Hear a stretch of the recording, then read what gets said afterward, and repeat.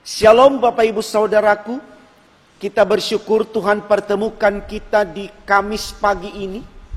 Tentu itu adalah anugerah dan berkat dari Allah buat saudara dan saya. Maka mari kita yang mengalami kebaikan Tuhan, kita bawa kesediaan kita untuk menerima firman-Nya di perenungan pagi hari ini. Kita awali dengan doa saudaraku, mari kita berdoa. Tuhan Yesus, terima kasih kami boleh Engkau hadirkan di hari yang baru ini untuk memaknainya seperti yang Engkau inginkan. Jujur kami katakan kepadamu, untuk dapat memberlakukan kehidupan ini dengan baik seperti yang Engkau inginkan, kami sangat membutuhkan hikmat Allah, sebuah pengertian yang menuntun kami untuk mengerti tentang kehendak-Mu yang harus kami nyatakan di totalitas hidup kami. Untuk apa yang kami minta ini Tuhan, berfirman-Lah, karena kami sedia mendengarkannya. Demi Yesus yang adalah firman yang hidup, kami berdoa kepada Bapa di sorga. Amin. Saudaraku, bacaan Alkitab kita di Kamis pagi ini terambil dari kitab Amsal 4 ayat 7 hingga ayatnya yang ke-9. Demikian firman Tuhan. Permulaan hikmat ialah perolehlah hikmat, dan dengan segala yang kau peroleh, perolehlah pengertian. Junjunglah dia, maka engkau akan ditinggikan. Engkau akan dijadikan terhormat apabila engkau memeluknya. Ia akan mengenakan karangan bunga yang indah di kepalamu, mahkota yang indah akan dikaruniakannya kepadamu. Tema khotbah kita di pagi ini saudaraku, dituliskan demikian dalam Sabda Bina Umat, berusahalah mengerti. Berusahalah mengerti. Nah, saudaraku, kalau kita melihat redaksi kalimat yang tertulis di tema khotbah kita ini, yaitu berusahalah mengerti, tema ini mau mengarahkan kepada saya dan saudara untuk mengerti sesuatu hal, untuk mengetahui sesuatu hal. Yang pastinya apa yang akan kita mengerti, apa yang akan kita ketahui ini adalah sesuatu yang amat penting.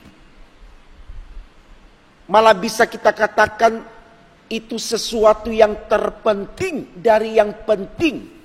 Mengapa demikian? Karena di awal kalimat ini telah ditegaskan, tertulis dalam Sabda Bina Umat di tema kita, yaitu berusahalah. Ketika kita diajak oleh seseorang untuk mengerti sesuatu, dengan mengusahakan harus kita mengerti, harus kita pahami, harus kita tahu, berarti sesuatu itu adalah hal yang penting. Kalau tidak penting, kita nggak diminta untuk usaha mengerti, untuk berusaha mengetahui. Tapi sekali lagi karena dia sangat penting, maka tema kita mengarahkan kita berusahalah untuk mengerti. Sekarang mari kita cari tahu saudaraku, apa yang disemangati oleh tema kita untuk kita mengerti, untuk kita ketahui. Sehingga semua kita diminta untuk berusaha ada dalam pengertian tersebut. Kalau kita kembali melihat bacaan Alkitab kita, khususnya di ayat 7, dikatakan di sana begini. Permulaan hikmat ialah perolehlah hikmat, dan dengan segala yang kau peroleh, perolehlah pengertian. Ternyata yang harus kita usahakan untuk mengerti, untuk kita ketahui, yaitu hikmat. Saudaraku, kalau kita berbicara hikmat dalam konteks kekristenan, berbicara tentang iman kita kepada Allah. Ya. Maka hikmat di sini adalah sesuatu yang menggerakkan kita, sesuatu yang memotivasi kita, sesuatu yang menyemangati kita untuk mengerti tentang Allah, dalam kepribadian Allah, dalam kehendak Allah, dalam kekuatan Allah, dalam seluruh eksistensi Allah. Artinya saudaraku, ini terjawab apa yang dituliskan oleh tema kita, berusahalah untuk mengerti. Artinya sangat penting sekali bagi manusia untuk mengerti tentang eksistensi Allah, untuk memahami tentang kepribadian Allah, yang di dalamnya tentu ada kehendak Allah yang harus kita penuhi.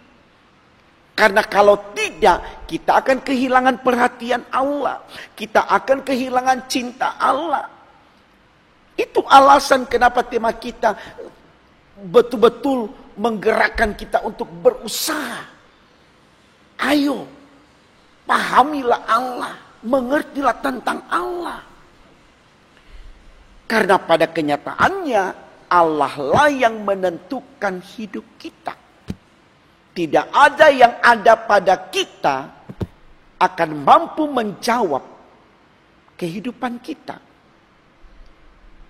Itu yang dikatakan oleh Ayub di dalam pasal 1 di kitab Ayub pasal 1 ayat 21. Di sana Ayub katakan, Tuhan yang memberi, Tuhan yang mengambil. Semua ada dalam kewenangan Tuhan, tidak pada kekuatan Ayub.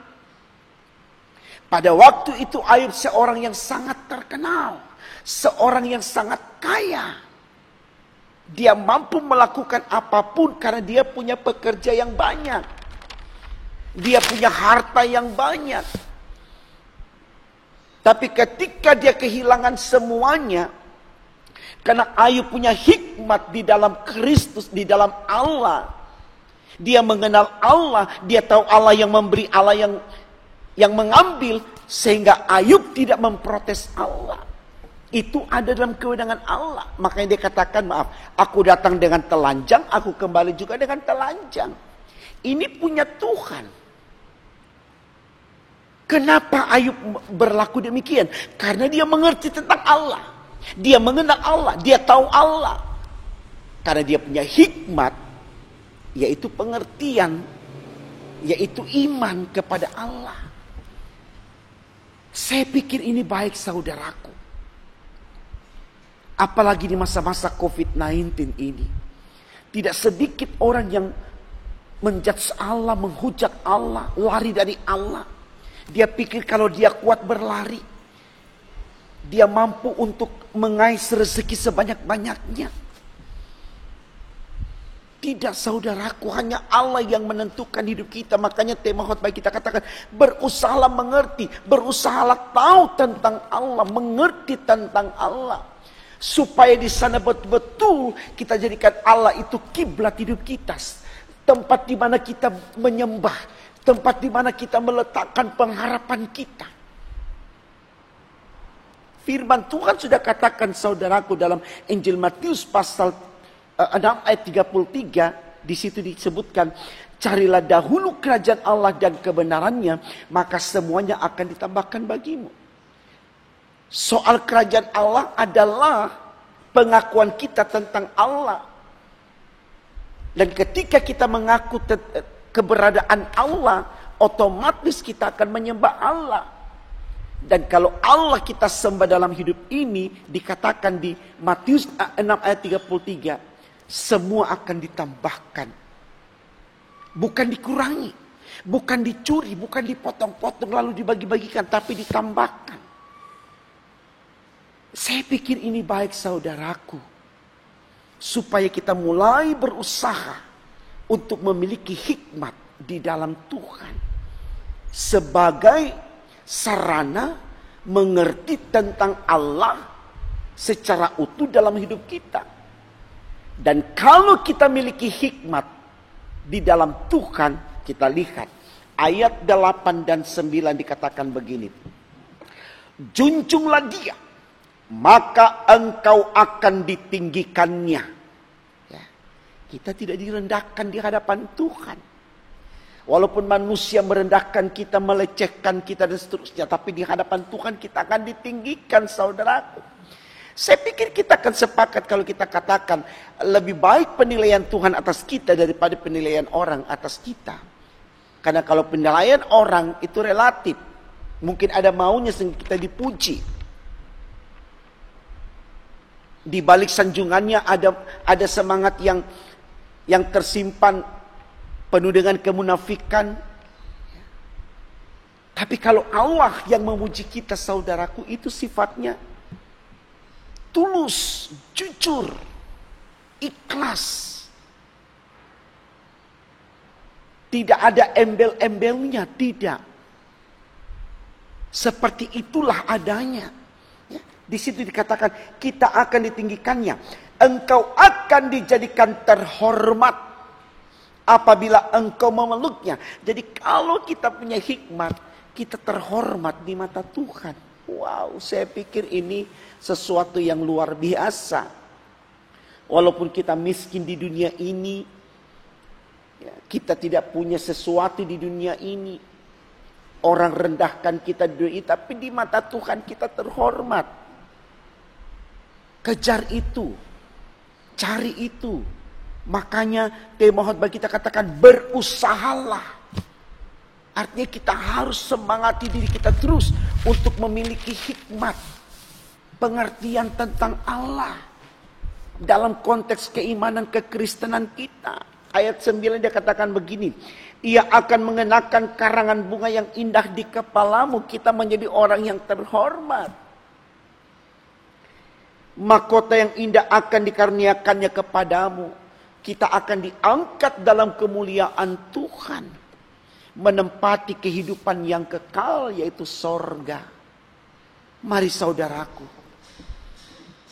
kita bangun semangat ini betul-betul hanya untuk mengandalkan Tuhan dalam hidup kita. Saya sangat mengerti tentang konsekuensi hidup di dunia ini. Artinya kalau kita ingin hidup, kita harus punya makanan. Kalau kita ingin hidup, kita harus punya sesuatu yang bisa menopang diri kita secara finansial. Ya. Tetapi saudaraku, jangan kemudian karena itu lalu kita meninggalkan Allah. Karena sebanyak apa yang akan kita miliki, kita akan kehilangan semuanya. Karena apapun itu yang namanya duniawi, materi, hal-hal yang jasmani, itu sifatnya sementara, tidak kekal, tidak abadi. Karena itu bertahanlah dengan iman kita. Tetap Yesus dan Yesus sebagai Allah kita hidup. Maka percaya, apapun situasi hidup yang kita alami, itu bukan kutuk, itu bukan duka, dan itu bukan sesuatu yang kita ratapi. Tapi apapun yang kita alami sepanjang dalam kehendak Tuhan, itu berkat. Karena pada akhirnya upahnya adalah sorga. Di sanalah kita merasakan kebahagiaan yang sempurna. Tidak ada duka, tidak ada tangis, tidak ada ratap di sana. Yang ada hanya sukacita, damai sejahtera, kebahagiaan selama-lamanya. Mari saudaraku, lewat sorotan tema khotbah kita, berusaha untuk mengerti. Harus kita bisa mengerti kalau kita harus hidup di dalam hikmat Tuhan. Karena dengan demikian Tuhan akan memberkati kita sekarang dan sampai selama-lamanya. Amin. Mari kita berdoa saudaraku. Terima kasih Tuhan karena Engkau sudah menggiring kami untuk mengerti betapa pentingnya memiliki hikmat di dalam Tuhan. Karena itu menjadi satu pengertian besar bagi kami untuk memahami bagaimana Engkau berkuasa dalam hidup kami, dan Engkau yang menentukan segala harapan cita hidup kami. Sehingga dalam semuanya Tuhan, kami terus melangkah dengan mengandalkan hikmat dari-Mu, supaya kami tidak terjebak oleh bujuk rayu dunia yang hanya menyesatkan kami dan selalu menggiring kami untuk memikirkan hal-hal yang duniawi. Tolong kami Tuhan, agar kami mengedepankan kepentingan sorgamu, sehingga di dalamnya kami akan dilayakkan untuk masuk di dalamnya. Karena kami orang-orang yang selalu setia kepadamu. Berkati kami sepanjang hari ini. Biarkan kami melangkah dalam keyakinan iman Tuhan bersama dengan kami. Sehingga kami tetap sehat, kuat, beriman bersama rumah tangga kami. Demi untuk kemuliaan nama Tuhan. Di dalam nama Tuhan Yesus, kami sudah berdoa kepada Bapa di sorga. Haleluya, puji Tuhan. Amin.